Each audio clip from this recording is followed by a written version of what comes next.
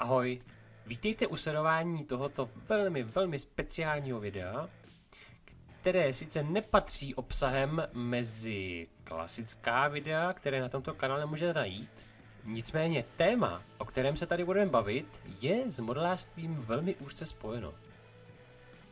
Dostalo se mi totiž úžasné možnosti jako jednomu z prvních v České republice na vlastní prsty si ošahat naprosto fantastickou, nádhernou, luxusní repliku německého kulometu MG34.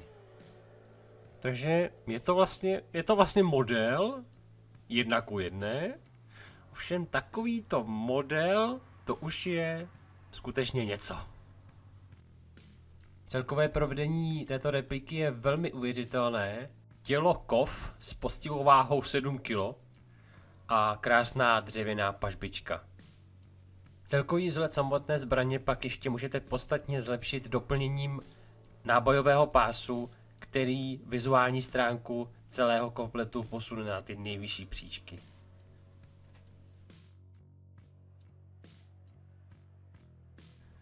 Vkládání samotného nábojového pásu pak u těchto replik funguje trošku jinak než na reálných zbraních, kdy u reálných zbraních se odklápí kryt závěru směrem od pažby k hlavni.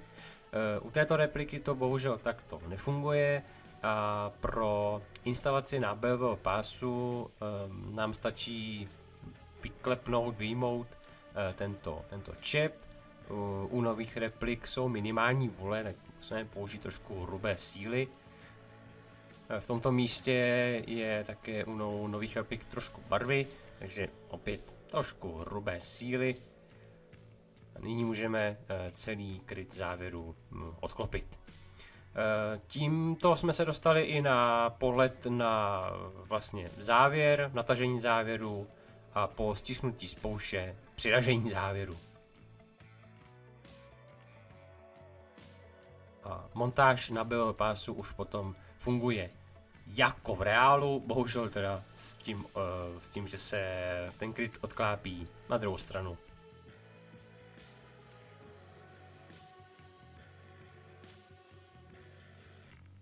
Nějaké další informace a odkaz na samotnou repliku dávám do popisku videa. Tímto by to bylo ode mě pro toto video vše. Na závěr videa ještě dám pár pěkných fotek a já se loučím u dalšího videa. Na viděnou.